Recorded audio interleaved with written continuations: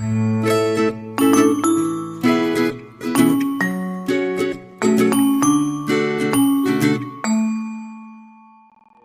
a esta charla de patrones que aplicar cuando estamos creando containers de Docker. En primer lugar, dar gracias a la organización por dejarme hablar aquí y contar mis tonterías. Y gracias también a los patrocinadores por hacer posible este evento un año más. Gracias a ellos pues, podemos reunirnos y compartir información. Lo que vamos a ver hoy son cosas que he ido aprendiendo en el último año en el que he querido utilizar Docker para desplegar aplicaciones y veía que había un montón de temática que se repetía una y otra vez en distintos vídeos en internet y en distintos blogs, en posts, artículos, etc. que puedes encontrar hasta la saciedad, pero hay aspectos que son bastante importantes, cómo hacer un deploy correcto, cuál es el ciclo de vida de un container, cómo poder saber qué está ocurriendo dentro de un container, etc., de lo que apenas se habla. Así que en la charla de hoy quiero aplicar el concepto de esto de que una persona inteligente es aquella que aprende de sus errores, pero una persona sabia es aquella que aprende de los errores de los demás. Así que os voy a dar la oportunidad de que seáis sabios por un día y aprendáis de mis errores. Así que, sin más dilación, quiero que escuchéis una conversación que grabé en modo equipo de investigación con una cámara oculta entre un programador y un sysadmin. No se estaban entrando en que le estaba grabando, pero bueno. No, me equivoqué, no, perdón. ¿Veis si se oye? Te explicaré por qué estás aquí. Estás porque sabes algo, aunque lo que sabes no lo puedes explicar, pero lo percibes. Así o así durante toda tu vida, algo funciona en el mundo, no sabes lo que es, pero hoy está como una astilla clavada en tu mente y te está enloqueciendo. Esa sensación te ha traído hasta aquí. ¿Sabes de dónde estoy hablando? Bien, Docker. ¿Cómo funciona Docker internamente? En esta charla vamos a ver qué es lo que ocurre cuando yo ejecuto un container de Docker y qué debemos saber si queremos controlar exactamente qué es lo que ocurre cuando utilizo Docker. Que no es magia, no es ese mundo virtual que ponen delante nuestra y que no tenemos que preocuparnos de nada más. Entonces, con esta charla intento que todos tomemos la píldora roja y veamos qué hay detrás de esa magia que Docker pone delante de nosotros para que no tengamos que lidiar con la complejidad intrínseca de tener que hacer virtualización y ejecutar containers y demás. Entonces, por ejemplo, si yo vengo a una terminal y tengo aquí dos terminales abiertas y vamos a utilizar este Dockerfile. ¿Se ve? ¿Se ve bien desde atrás también? ¿Sí? Vale, este Dockerfile es el Dockerfile más sencillo que podáis pensar, ¿vale? Veis que hace un from Alpine, es decir, utiliza como base una imagen que se llama Alpine, que es una imagen que se utiliza en sistemas de Docker porque es muy liviana, pesa muy poquito y tiene lo indispensable. Y por último tiene simplemente un comando, que es quiero hacer un slip 60, nada más, ¿vale? El ejemplo más chorras que podamos pensar de Docker. Entonces, lo que nos han vendido, lo que nos han dicho es que los containers van a aislar completamente lo que se está ejecutando dentro del container y que eso no afectará a mi ordenador, porque eso está ahí virtualizado, siempre se hace una comparación entre un container es como una máquina virtual, pero más pequeño, etcétera, etcétera. Entonces, si yo cojo y hago un Docker run de esta aplicación, ¿vale? Que, bueno, ya he hecho el build de ese Dockerfile, y ejecuto esto, está haciendo el slip 60 ahora mismo, ¿vale? Está ahí, de hecho si vengo aquí y hago un FPS, ves que está corriendo el container, pero yo, si hago un PS dentro de mi ordenador, aquí vemos cómo se está ejecutando el contenedor y vemos que están pasando cosas. Yo si hago esto de aquí, hoy no se va a leer aquí veríamos el slip 60. Esto es mi máquina y se está ejecutando el proceso en mi máquina. ¡Es mentira! No es una virtualización, está ocurriendo todo dentro de mi ordenador. Es mentira lo que nos están diciendo. No es una máquina virtual que tiene completamente aislado el entorno y ese proceso no va a hacer nada dentro del ordenador. No, es un artificio, es un artificio. Los procesos que se están ejecutando con Docker, lo que pasa es que no pueden ver nada del exterior. Pero si no configuramos estas cosas correctamente, eso al fin y al cabo es un proceso más que está ahí y puede hacer lo que él quiera. Entonces,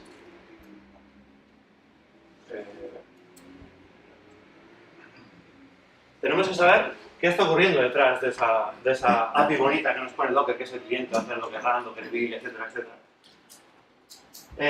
¿Por qué le llamamos containers entonces? Si lo que está ocurriendo está dentro de mi ordenador y no es como una máquina virtual que tiene un sistema operativo nuevo y que es un sistema operativo distinto al mío. Pues, en cierto modo, sí que intentan que ese proceso que se está ejecutando no vea a otros procesos y esté aislado, sí que se intenta. Pero también la metáfora viene por el hecho de que el container, que son estas cajas gigantes que transportan bienes a través de los distintos países y de los distintos puertos del mundo, esto no existió siempre. Es un invento que, bueno, fue evolucionando a través de los tiempos, sobre todo a finales del siglo XVIII, principios del siglo XIX, perdón, XIX y XX, y llega un punto en los años 60-70 en el que se decide que estaría bien hacer un estándar. Porque antes de la invención de esto que llamamos container y damos por sentado, si alguien quería enviar un producto de un país a otro, pues a lo mejor ese puerto que iba a recibir la mercancía no estaba preparado para descargar ese tipo de mercancía, porque no podía descargar coches, por ejemplo. Y si yo quería mover coches de un país a otro y tenía que pasar por otro intermedio, había que descargar los coches del primer barco, ponerlos en el siguiente barco y llevarlos al otro lado. Era bastante ineficiente. Entonces alguien dijo, si hacemos una habitación que permita meter ahí todo lo que quiero llevar y hago que todas las herramientas de los puertos, de los barcos, etcétera, etcétera, transporte entre puertos y lo demás, sepa trabajar con esa API que es el container, a mí me da igual lo que haya dentro de los contenedores. Yo simplemente tengo que transportar contenedores. ¿Qué hay dentro? Si hay ositos de peluche o si hay coches, me da igual. Es independiente de lo que haya dentro a las herramientas que yo utilizo por fuera. ¿Sí? Un poco lo que intentan los containers y Docker en particular es también convertirse en el estándar en el mundo del desarrollo para la distribución de aplicaciones y la ejecución de aplicaciones.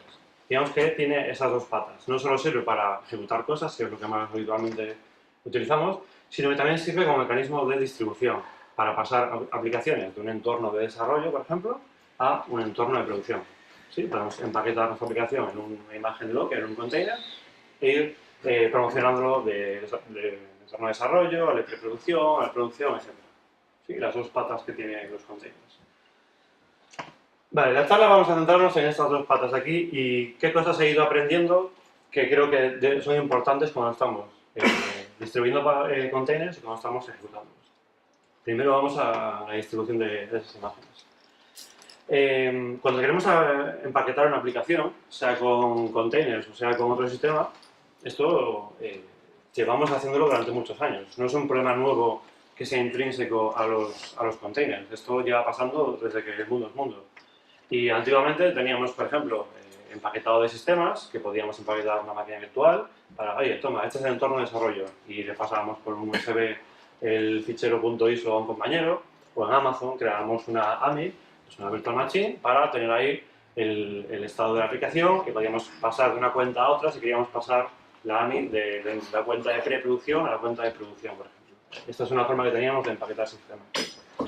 Para empaquetar aplicaciones, también hubo distintos mecanismos que hemos utilizado durante años, desde un simple zip o un targz con todos los archivos de la aplicación y el deploy era subir ese fichero al servidor y descomprimirlo, hasta desplegar un jar o un war de Java o incluso paqueterías propias del sistema, ¿no? Yo tengo un fichero .deb o un .rpm y lo que hago para hacer deploy en la aplicación es instalar ese paquete como si fuera un paquete, un Python o un paquete cualquiera del sistema. Entonces, esto no es un problema nuevo. Llevamos haciendo esto muchos años. El problema es que parece que cuando llegan a los containers, de repente nos olvidamos de todo esto. Y las buenas prácticas que hacíamos antiguamente, de repente no las aplicamos.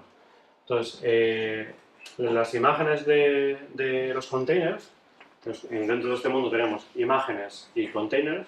El container es una imagen instanciada y en funcionamiento, es como una clase y un objeto en programación de objetos.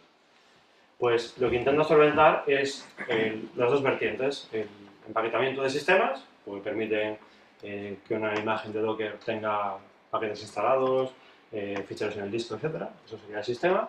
Y empaquetamiento de aplicaciones. Yo puedo tener ahí mi aplicación que está corriendo, una web, una API, lo que sea. Y las buenas prácticas que hemos aprendido durante todos estos años todavía tienen validez en este contexto. Para crear imágenes de containers, normalmente usamos un fichero que describe cómo se construye ese container. Ese fichero le llamamos manifest y en el mundo de Docker es lo que conocemos como el Dockerfile. En otras plataformas de containers se llama de forma distinta, pero en Docker son los Dockerfiles que muchos habréis visto. ¿Cuántos habéis utilizado Docker alguna vez? ¿Lo tienen todos? Vale. Bien. Un problema que tiene el Dockerfile y los manifests que describen cómo construir un container de Docker es que a mí no me sirve con coger ese fichero, ese Dockerfile, pasarlo del entorno de desarrollo al entorno de producción y volver a hacer un Docker build para crear la imagen. No me vale, porque cada vez que yo hago un Docker build de un Dockerfile, puede que el resultado final, la imagen que construya, sea distinta. Aunque sea el mismo Dockerfile, puede que lo que yo tenga como output, como resultado, sea distinto. ¿Cómo puede ser esto? Pues vamos a ver ahora qué problemas tiene. El secreto para no llevarnos a error y que lo que yo estoy probando en producción sea lo mismo exactamente que lo que he probado y he utilizado en desarrollo es que tenemos la máxima de que construimos solo una vez y entonces el artefact que creamos, el paquete, lo que sea, la imagen en este caso, la promocionamos entre entornos. Pero solo hacemos el build una vez. Pero eso es igual que ya hacíamos hasta ahora. Si yo tenía una aplicación en Java y me bajaba las dependencias, lo hacía una vez y luego iba promocionando el jar entre entornos. No iba haciendo la build en cada uno de los entornos. Con PHP igual, con Ruby igual. Pues aquí igual, no tiene por qué ser distinto.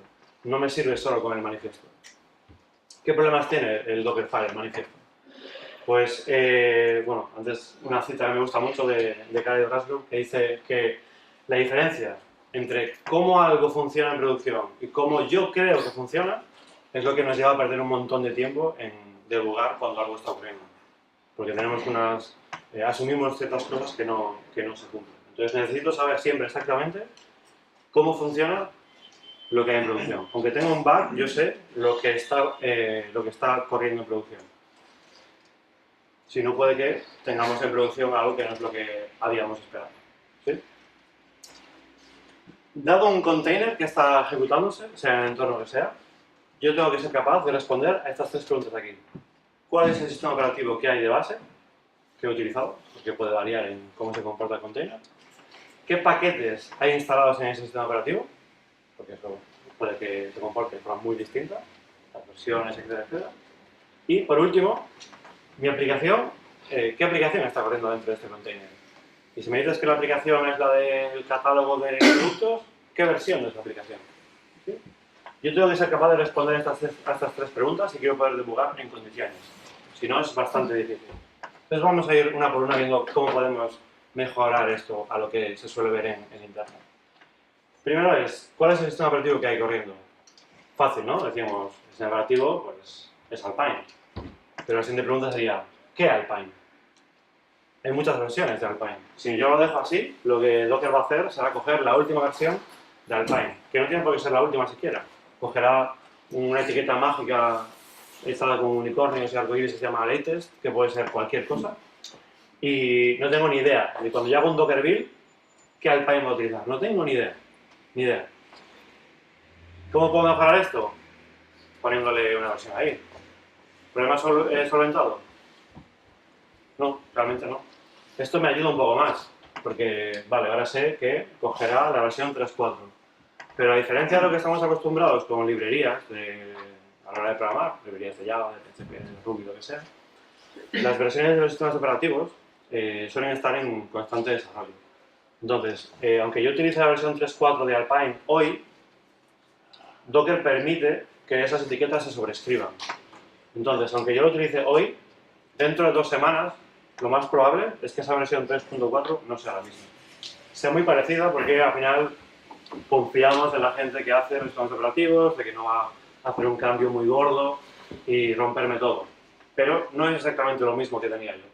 Va a ser otra imagen distinta. ¿Sí? Muy parecida, pero distinta. Hay una tercera forma, un poco más rara, que es que tú puedes poner en el front, aquí podría poner el hash único que identifica a la imagen en una versión específica. Lo que pasa es que entonces ya no sabría qué es Alpine. Tendría que poner un comentario y todos sabemos qué pasa en los comentarios, etc. Entonces, bueno, esto no es lo mejor del mundo, pero es mejor que tenerlo así.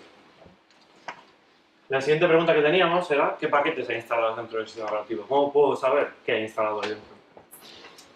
Pues imaginaos que tengo un Dockerfile muy sencillo, es el from Alpine de siempre, y mi aplicación requiere de pip. Es una aplicación en Python y requiere de pip.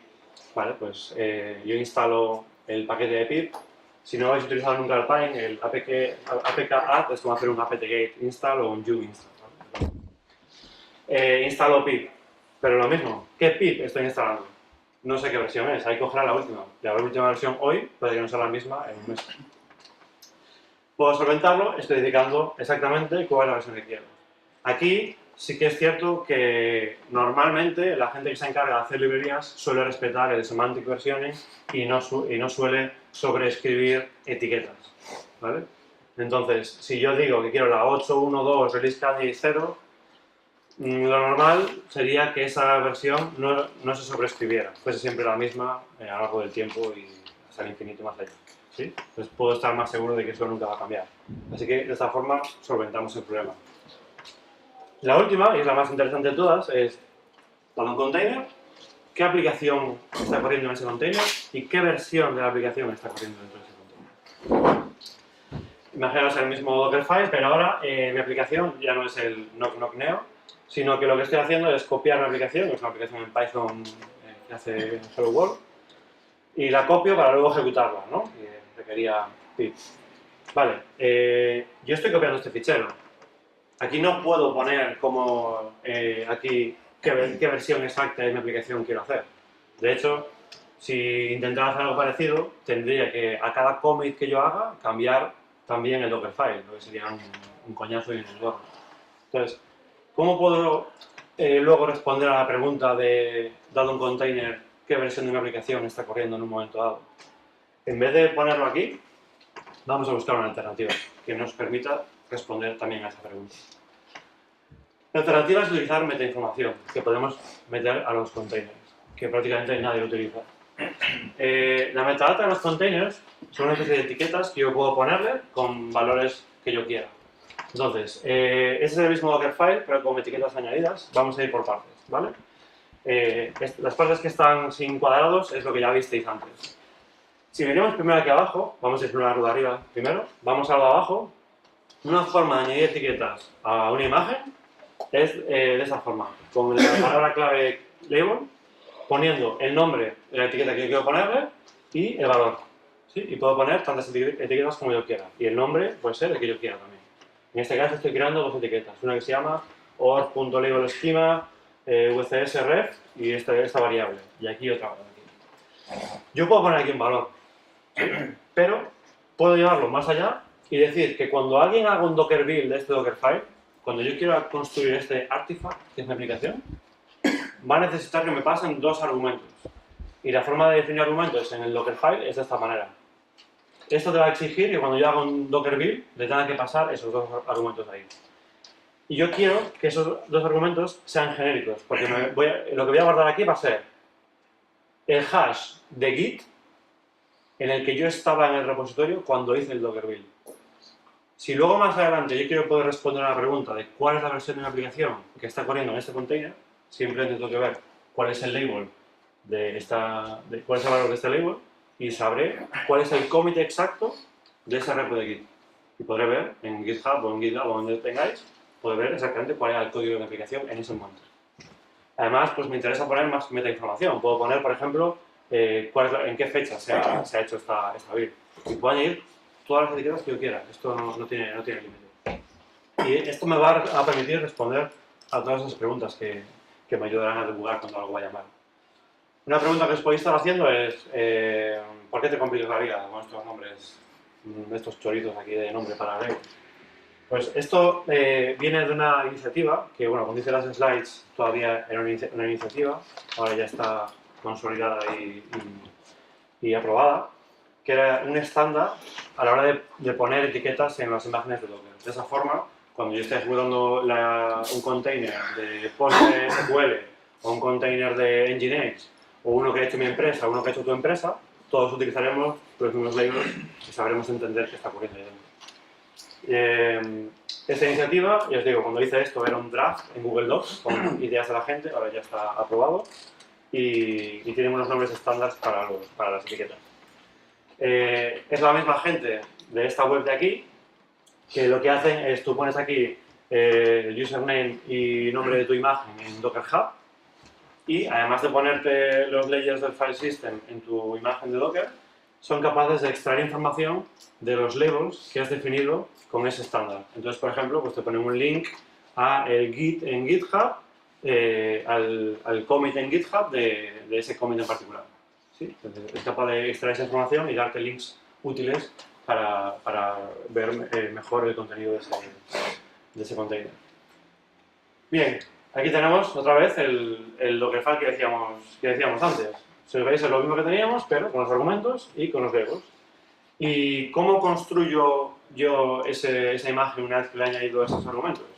Pues hacemos el Docker build igual que siempre, lo que pasa es que ahora tengo que ponerle los argumentos que quiero pasarle, que eran el hash del commit de este momento en el que estoy en el repositorio y en qué fecha he construido esta imagen. Pues simplemente le digo que el argumento vcsref va a tener el valor, y aquí hago una magia druida de Git para conseguir el hash actual en el que estoy en el repositorio. Para pasarle el valor de la fecha, hago aquí otra magia druida de bash, que esto me devuelve la fecha actual en la que estoy con un formato determinado. ¿Sí? Y por último el nombre que queráis de la imagen. Y con esto le estaréis pasando esos argumentos y eso se pondrán como etiquetas. En el caso de que alguien no os la pase, daría error. Por eso he puesto lo de valores por defecto unknown, desconocido. Si no, fallaría en caso de que alguien no me pasara ese valor. ¿Vale? Pero esto no tenéis por qué poner aquí el unknown si no queréis. Vale, una vez que yo tengo las imágenes ya construidas, tienen metainformación que me ayudan a saber qué está ocurriendo dentro de esa imagen, ¿cómo las distribuyo? ¿Cómo las paso entre distintos entornos? Si hay varios equipos dentro de mi empresa, ¿cómo puedo hacer el equipo de la API para pasar imágenes al equipo de la web? Pues tendremos que poner la imagen en lo que se conoce como registries, ¿vale? Que es simplemente un repositorio de artefactos. ¿Qué opciones tenemos en el mundo de Docker? Pues hay unas que son open source y otras que son de pago. Las open source, primero tenemos Docker Hub, que es como si fuera el GitHub de Docker, que ya más o menos todos conoceréis. Lo pongo para decir que está bien para tener vuestros proyectos de fin de semana, pero yo no lo consideraría enterprise ready, si eso significa algo, porque va muy, muy lento y de cara a hacer los deploys, cuando haces push, cuando haces pull, etc., va muy lento y tampoco sería deseable depender de que Docker Hub esté online para que yo pueda hacer un deploy. ¿Vale? Aparte, bueno, es de pago, si quieres imágenes privadas, etc. Más alternativa a las open source, la oficial de Docker, que esto es un proyecto que tú pones en un servidor tuyo y tú te gestionas a tu manera. Lo que no tiene es un frontend. Digamos que simplemente es una API que te responde JSON. Tú puedes dar repeticiones por JSON y él te va respondiendo cosas o guardando imágenes. Pero no tiene ningún tipo de frontend y tú te la gestionas. Como esto te da la funcionalidad, pero es bastante incómodo, pues han salido iniciativas como por ejemplo Harbor de VMware, que es simplemente una interfaz de usuario por delante de esa API de Docker Registry que veíamos ahora. Y no solo es una interfaz, sino que le añade funcionalidades que ellos llaman Enterprise Ready, que es tema de permisos, usuarios, que haya equipos, ese tipo de cosas que suelen ser útiles en el mundo de empresa. Una alternativa muy, muy similar a Harbor es Fortune, de la gente de SUSE, y básicamente es lo mismo que hace la otra, ¿vale? Una interfaz por delante del Docker Registry, con permisos, usuarios, equipos. ¿Sí? Esas son las open source. Si nuestra empresa tiene money, hay otras alternativas molonas que creo que son de pago. La primera es la oficial de Docker. Le he puesto aquí Docker Data Center. En realidad el registry de Docker se llama Docker Trusted Registry. Pero tú cuando contratas el Data Center una de las cosas que tiene, aquí veis images, es el Docker Trusted Registry. Con Data Center no solo tienes el registry, sino también tienes una plataforma para monitorizar containers y cosas así. Está guay, vale pasta. Y siendo de Docker, no sé si sea lo más estable del mundo a día de hoy. Si ya utilizas Amazon, pues el ECR, que es Elastic Container Registry de Amazon, veis aquí la preciosa y bonita interfaz de Amazon. Sentiréis como en casa si ya utilizabais Amazon. Y lo guay de esto es que si utilizabas cosas de Amazon como los permisos de IAM o cosas así, está completamente integrado con esto. Entonces, en cuanto a eso, está guay. Si utilizas Amazon, es una muy buena alternativa. Si no utilizas Amazon, Vale, otra cosa de pago. Quizá para mí el más potente de todos es el de JFrog. JFrog lleva años haciendo repositorios de artefactos para jars de Java, para gemas de Ruby, para lo que queráis, para librerías de PHP, lo que sea.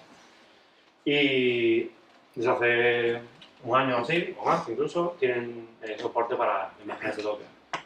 Entonces, bueno, pues simplemente un repositorio de imágenes de Docker que está bastante chulo con los años de experiencia que tiene esta gente haciendo ese tipo de software. Pues, al fin y al cabo es lo mismo que ya hacíamos, solo que ahora en vez de ser un jar es un container, una imagen. Vale. Ya sé cómo añadir esta información para poder debugar mejor y hacer un poco de que tenga sentido que está ocurriendo dentro del container. Ya sé cómo distribuir esas imágenes, pero ahora tengo que conseguir llevar esas imágenes desde mi ordenador hasta el entorno de producción, pasando por quizás preproducción u otros entornos. ¿Cómo hago esto? Pues un posible approach, vamos a verlo a continuación, pero antes tenemos que tener muy en mente lo que decíamos antes, de que construir dos veces el mismo Dockerfile, el mismo manifest, puede que me dé resultados distintos. Esto es muy importante para llevar la máxima, que si lleváis algo de esta charla que sea esta, es solo construiremos una vez y promocionaremos el artefacto. ¿Sí? Nunca construiremos más de una vez. Entonces, un posible workflow, sea en Jenkins, sea en Travis, sea en lo que queráis, sería pues detectar que hay un cambio en el repositorio para que se lance ese job de Jenkins o ese job de Travis, lanzar unos tests y en el caso de que pasen los tests, hacer ahí ese build, que sería el primer build que hacemos, el primero y el único, repetimos, y publicar esa imagen, ese artefacto, en un repositorio. Por ejemplo, imaginamos que estamos utilizando yo que sé, el de Amazon, el ECR, y tenemos pues, un repositorio de imágenes para preproducción, donde irán todas las imágenes de preproducción.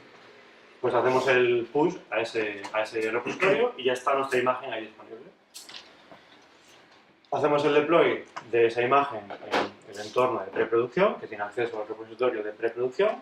Lanzamos los tests que tengamos ahí, si es que tenemos, tests funcionales o lo que sea, y si en caso de que pasen, no volvemos a hacer el build, que es lo que suele hacer la gente, sino que cogemos la misma imagen que estaba en preproducción y la promocionamos, la publicamos en el repositorio de producción. ¿Sí? No hemos vuelto a construir, hemos ido promocionando la imagen. Y por último, hacemos el deploy de producción. ¿Sí? Esto sería un posible workflow, pero es que solo construimos una vez. Vale. Cosas a tener en cuenta cuando hacemos un pipeline de este estilo y cosas que nos han causado problemas a nosotros. Primero, si tienes equipos que se dedican a DevOps o sistemas, o como quieren llamarlo, sabes que ahora los sistemas ahora se llaman DevOps, ya no se llaman sistemas, que significa que el desarrollo ahora también hace sistemas y los sistemas se van a su casa, básicamente. Sí, o están en Hacker News criticando lo de las nuevas. Vale. Si tenéis departamentos distintos, hay que dejar muy claro cuáles son las versiones de Docker que vais a querer utilizar. Porque a lo mejor yo estoy utilizando una funcionalidad de Docker que no está en la versión 1.10 y sí está en la versión 1.12. Entonces, si yo creo un Dockerfile que usa eso, pero llega al Jenkins o al Travis y no tiene esa versión, pues va a reventar. ¿Vale? Entonces hay que dejar claro qué versiones queremos utilizar. Aparte, como decía antes, Docker tiene esa tendencia de premiar lo que ellos llaman innovación sobre la estabilidad. ¿vale? Entonces, pues, puede ser que de un día para otro pues, nos rompa. Cuando hacemos la versión, cuando vamos a publicar la imagen, las imágenes de Docker podemos etiquetarlas con una versión, que es lo que decía antes de que si no pongo nada utiliza la etiqueta que se llama latest. Lo aconsejable es no utilizar latest porque no sabemos qué significa, no lo sabemos, es así de simple, puede haber cualquier cosa bajo esa etiqueta de latest. Entonces, la buena práctica sería utilizar siempre una versión y que esa versión pueda ser pues, desde un timestamp al número de la build de Jenkins o algo que lo identifique de forma única. ¿Sí? Así podemos tener identificadas únicamente cada una de las versiones que ha ido publicando. Cosas que nos han ayudado, intentar conseguir que el proceso de build sea genérico. Es decir, en mi empresa pues, hay aplicaciones que están hechas en JavaScript, otras que están hechas en Java, otras en PHP. Y si tú tienes un script que intenta hacer este workflow, este pipeline, tiene que saber, la aplicación es PHP, entonces tengo que hacer Composer install. La aplicación es Java, tengo que hacer Gradle build. La aplicación es no sé qué, pues otra cosa distinta. Si ese proceso de build lo puedo hacer genérico, va a ser mucho más sencillo de mantener el pipeline o ese workflow. Posibilidades aquí, pues desde que tengáis un fichero .sh con los comandos necesarios, así el Jenkins lo único que tiene que hacer es ejecutar build.sh, por ejemplo, hasta complicarlo un poco más y nosotros lo que hemos hecho es utilizar el Docker Compose para algo que no está pensado, pero es utilizar Docker Compose para ejecutar la herramienta de build. Así el Jenkins ni siquiera tiene que tener instalado ni Maven, ni NPM, ni Composer. Simplemente tú cómo te construyes. Entonces, tu aplicación tiene un Docker Compose-build que lo que hace es escupir un artefacto. ¿Vale? Entonces, así es genérico. El Jenkins no tiene ni idea de sistemas de build. Simplemente usa Docker Compose. Pero bueno, eso ya os digo. Podéis complicarlo más o menos, pero creo que aporta valor que sea genérico y para todos igual. Por último, que nos quedó sin espacio el Jenkins a los pocos días. Porque si el Jenkins está creando imágenes una y otra vez, pues, claro, ¿no? Parece obvio, pero no lo fue en su momento. Y Jenkins se quedó sin espacio. Entonces hay que ir borrando imágenes viejas que ya no utilicemos o lo que sea. Porque al fin y al cabo Jenkins no va a correr esas imágenes, solo las construye para publicarlas en los repositorios. Estrategias aquí, pues hay una cosa muy chula que hizo la gente de Spotify que se llama Docker Garbage Collector, que lo que hace es, básicamente son dos cosas. Es busca imágenes. No, empieza desde el principio. Busca containers que hayan parado hace más de una hora. ¿Sí? La hora es configurable, por defecto es una hora. Es su forma de decir, este container, como estoy en un servidor de build, ya no lo voy a ejecutar más, ya puedo borrarlo, es seguro borrarlo. Primero borra sus containers, y una vez que ha borrado sus containers dice, tengo imágenes de forma local que no están siendo referenciadas por ningún container. Como acabamos de borrar containers, habrá muchas imágenes que no estén referenciadas, entonces borra esas imágenes. ¿Sí? Entonces, lo que podéis hacer es ejecutar. Nosotros tenemos un cron en Jenkins que ejecuta esto cada día y va borrando containers y imágenes. ¿Sí? Es bastante configurable, la cantidad de tiempo que queréis poner. No sé si está mergeado o no, había pull request para poder hacer whitelisting, rollo, pues esta imagen no me la borres porque es clave y no tal. Es bastante configurable. Además, hoy, esta madrugada, me he levantado y tuve que cambiar las slides.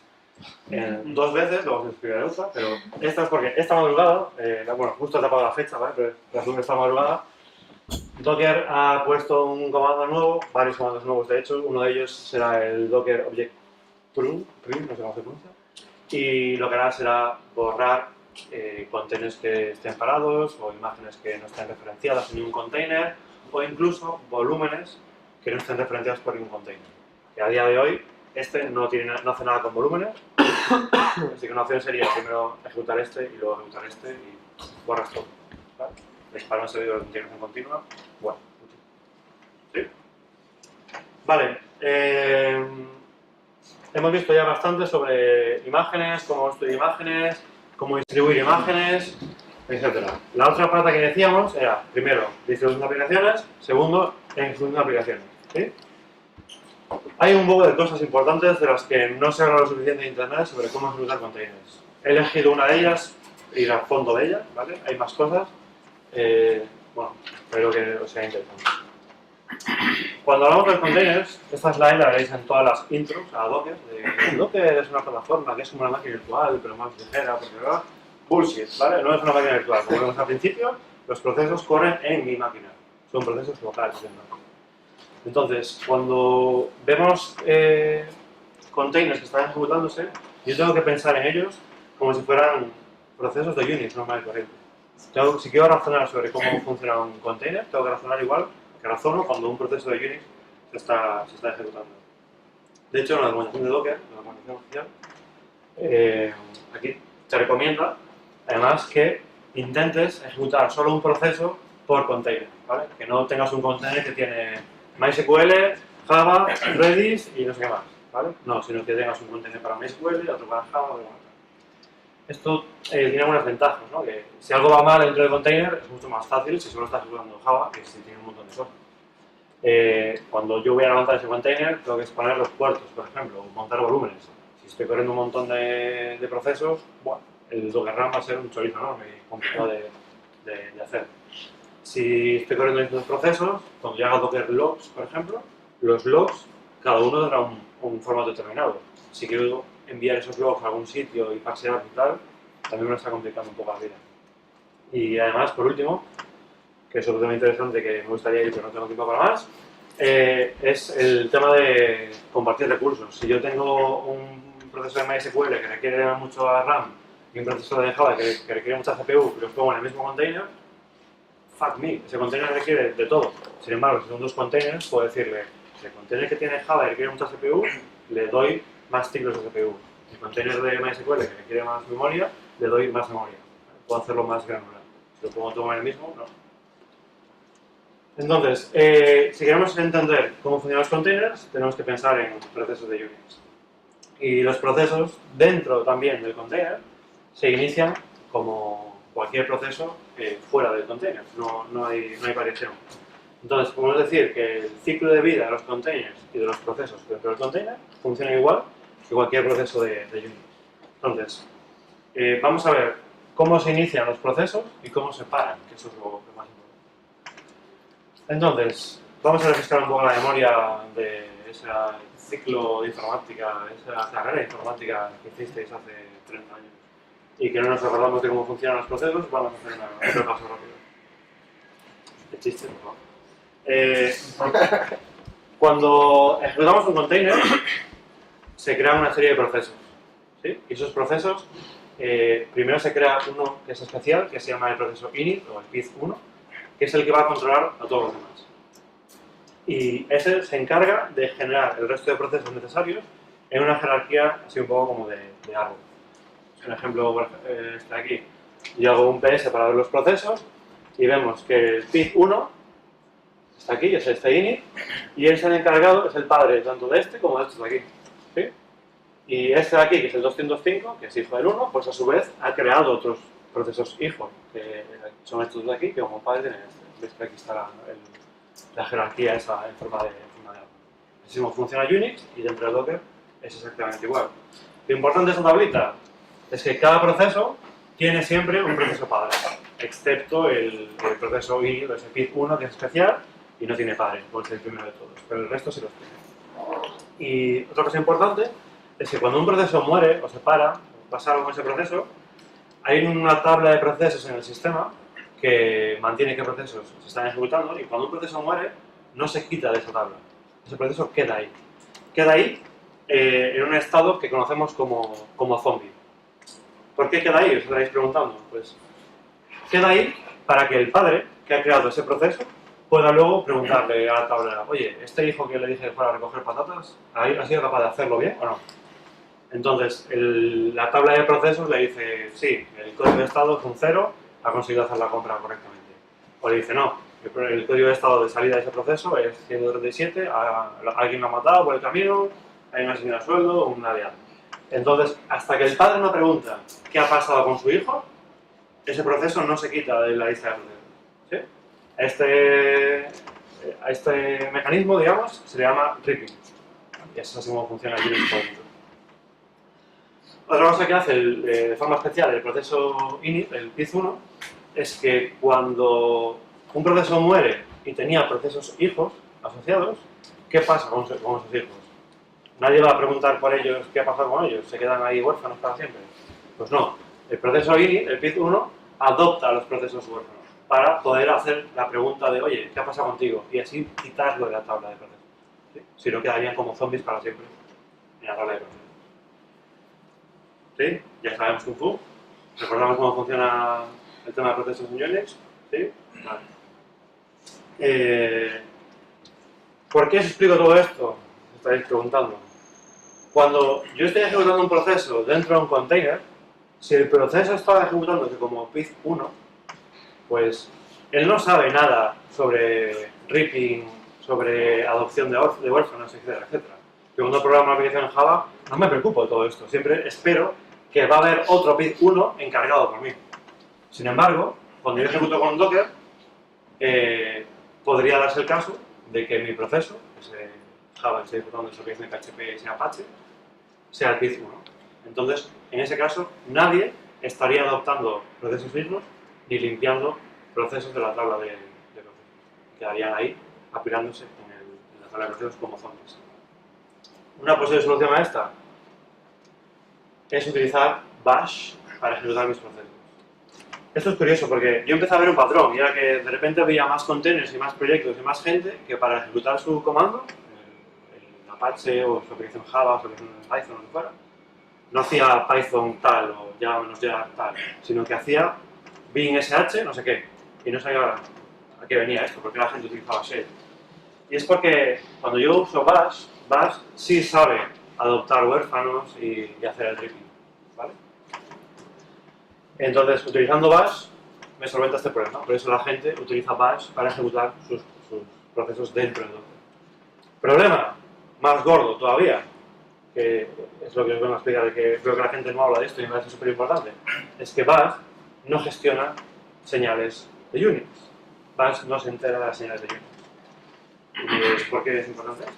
Vamos a ver cómo funcionan las señales de Unix.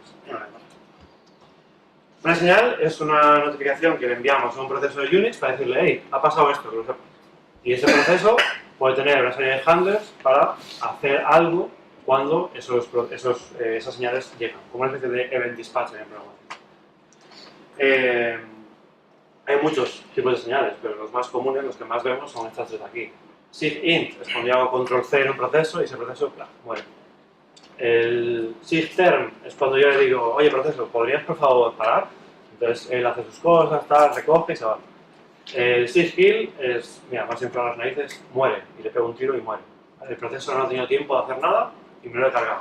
Ha muerto. Kill -9, zasca, lo he matado. Estas son las tres más comunes que vemos. Si yo le envío una señal a un container de Docker, lo que estoy haciendo es enviarle la señal al Docker Engine. Y el Docker Engine lo que va a hacer es enviarle esa señal al PIZ1 que vimos antes, al init process. ¿Sí? Así que, salvo que mi proceso, por ejemplo, mi proceso Java, mi proceso Python, yo tenga una lógica ahí programada, que normalmente no, el 99% de veces no tenemos, para gestionar señales de Unix, bueno, normalmente lo hace alguien con nosotros. Cuando yo envío un SIGTERM, que es esa de, por favor, ¿podrías recoger tus cosas y seguirte? Si yo no tengo nada definido, el kernel va a hacer un fallback a SIGKILL. Así de guay. Si está corriendo como PIZ1 además, imaginemos que yo lo he ejecutado con shell, entonces mi proceso no es el PIZ1, sino que el PIZ1 es el shell. Aunque le llegase esta señal,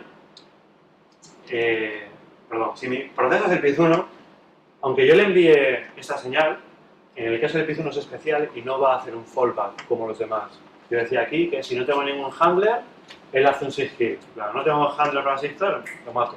Pero si es el PIZ1 no lo va a hacer, sino que va a ignorar la señal. ¿Sí? Entonces, si yo envío esa señal, un SIGTERM, a un proceso que está como PIZ1, no va a hacer nada. ¿Sí? Entonces, si poco a poco procesáis toda esta tabla que os estoy dando, puede que lleguéis a esta realización.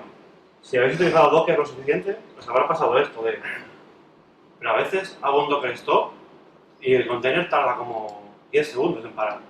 ¿Sí? ¿A alguien le ha pasado esto? De que hace un docker stop y parece que no para y de repente para.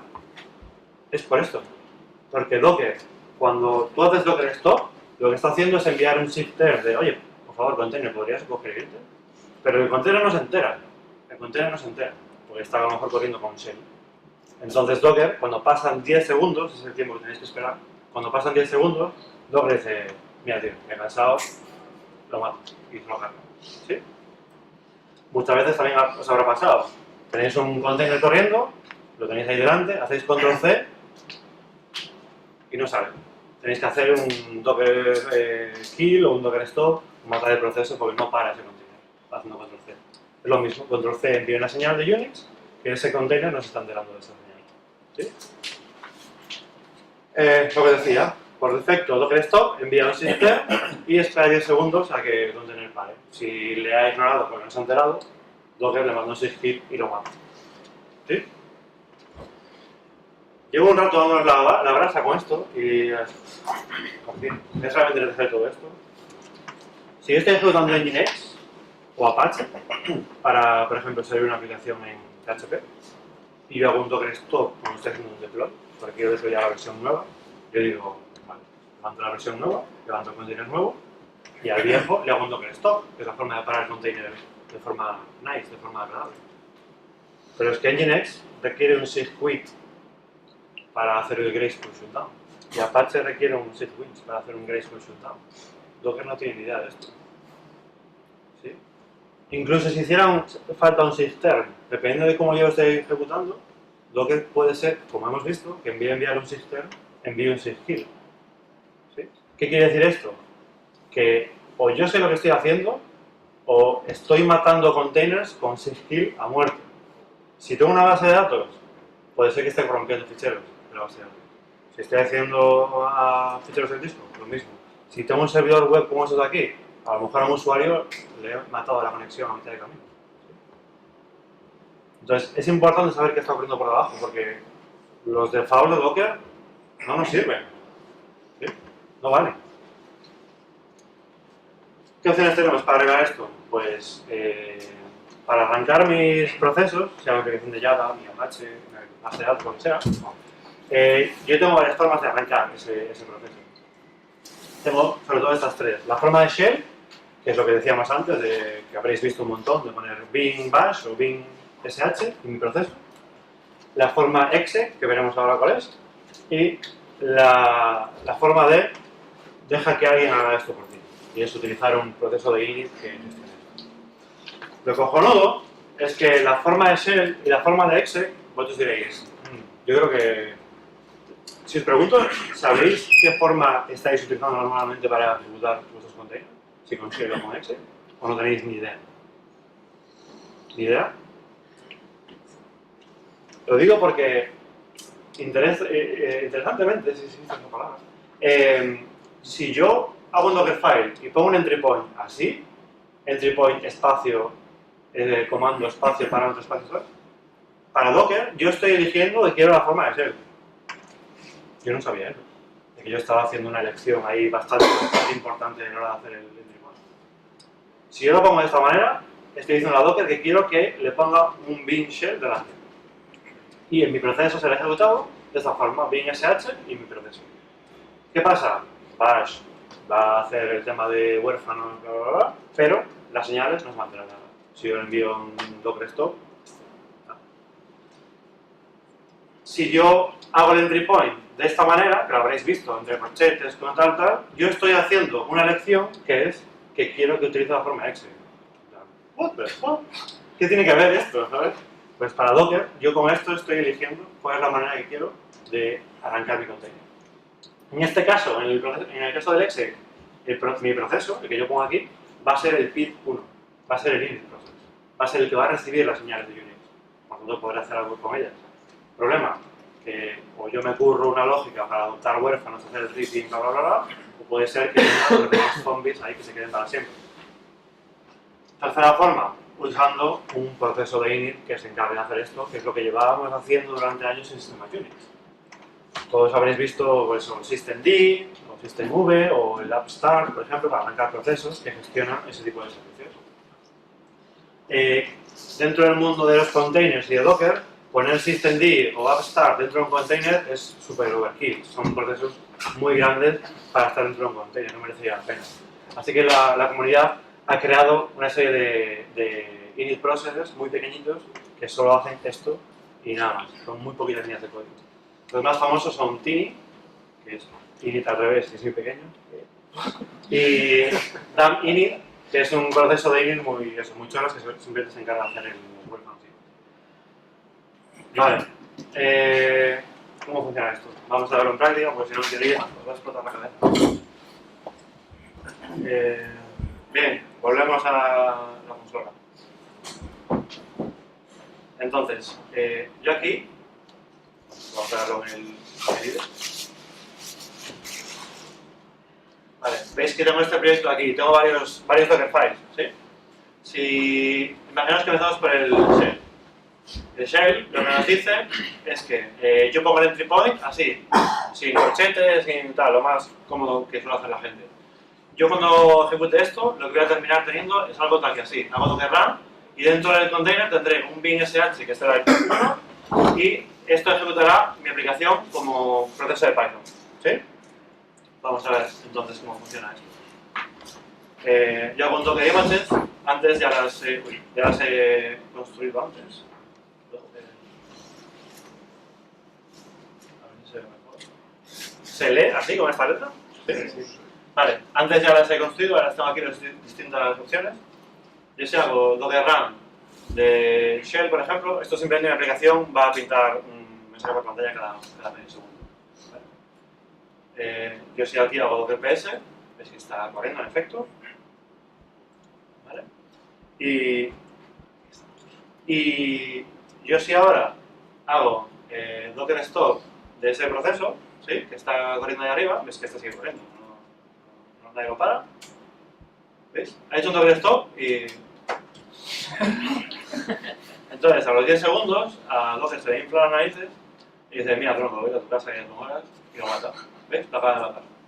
¿Pero cómo lo ha matado? Ha hecho un 6 kill. Lo ha matado. No lo ha hecho, oye, por favor, vete por aquí, tal, recoge tus cosas. No, lo ha matado. Dale un tiro en la cabeza.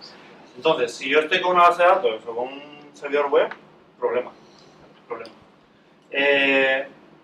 Vale. Rápidamente que me echan.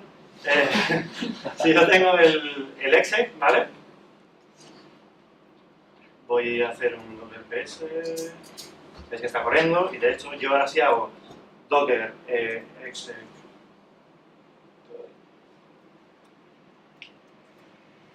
Si hago un top dentro de este container, veis que mi aplicación ahora en efecto es el PID 1. El PID 1, guay, recibe señales. ¿Sí? Entonces, yo puedo hacer docker stop de este, ves que este sigue ejecutándose como si nada, y ahora lo paro. Me he equivocado, ¿qué? Bueno, esto debería haber parado. O sea, el efecto demo.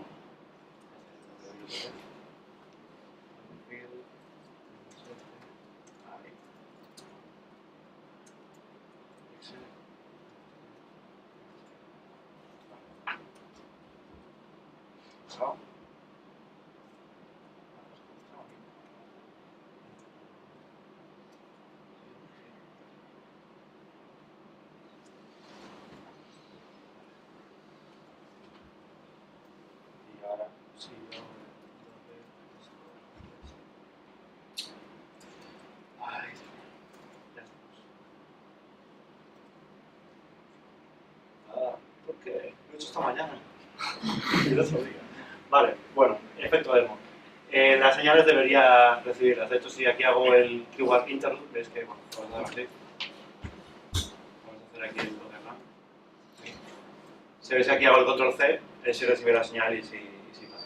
Y de hecho, yo si hago, vamos a hacer el docker run otra vez. Y aquí,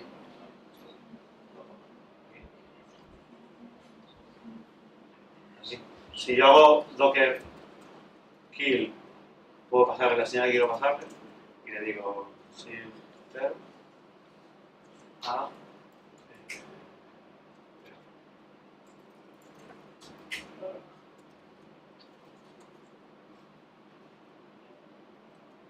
le mando el sistema este y no sé por qué no estaba funcionando. Bueno, da igual. Efecto demo. La tercera opción que os quería enseñar era el Tiny. Tiny, como decíamos, era el sistema que va a gestionar el tema de huérfanos y el tema de las señales. Entonces, yo aquí lo que hago es lo mismo que hacía antes, pero voy a descargar Tiny y en el entry point le digo que en vez de ejecutar mi aplicación, ejecute el Tiny. ¿Sí? El entry point en vez de una aplicación es Tiny. Va a ser el PID 1 del programa. Entonces, si ahora hago el run, Tiny, lo mismo, y a ver si el efecto de no funciona.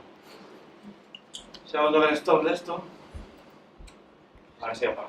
Es porque sí que ha recibido la señal. Con el Exec no sé en qué me he equivocado hoy, lo he hecho el otro día y funcionaba.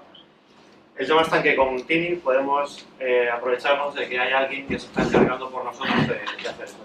¿Sí? Hace una semana, Docker ha hecho un merge para que en la futura versión de Docker yo pueda poner docker run --init igual a true para que yo no tenga que utilizar Tiny, sino que él por mí va a generar un PID 1 que se encarga de esto. ¿Vale? Así que todo lo que os he explicado hoy viene a enseñaros cómo funciona el --init. Y hasta hace una semana eso no existía. ¿Vale? Por eso me podría acá. ¿Qué más? Ya acabando, si no me paso. Para construir imágenes de Docker, sí, hay muchos tutoriales en internet, hay muchas formas de hacer mi entorno de desarrollo, pero lo interesante sería llevarlo a producción. Para poder hacer eso necesitamos pipelines o workflows formales que me exijan a poner ciertas etiquetas o me exijan a hacer el build once y promocionar la imagen para tener algo que sea fiable en producción. Si no utilizo un init system o no pongo el --init de la futura versión de Docker, puedo tener un problema con procesos zombie y las señales no serán pasadas a mi aplicación y no se enterará cuando esté haciendo un Docker stop, por ejemplo. Necesitamos entender cuál es el ciclo de vida de un proceso de Unix y entender el proceso de vida de un container Docker. Está guay todos los juegos que hay por internet, está guay las pruebas, está todo muy guay, pero si queremos llevar esto a producción necesitamos entender qué está ocurriendo por abajo. Podemos decidir no enterarnos, pero no siempre es lo mejor de cara a la aplicación. ¿Sí? Muchas gracias.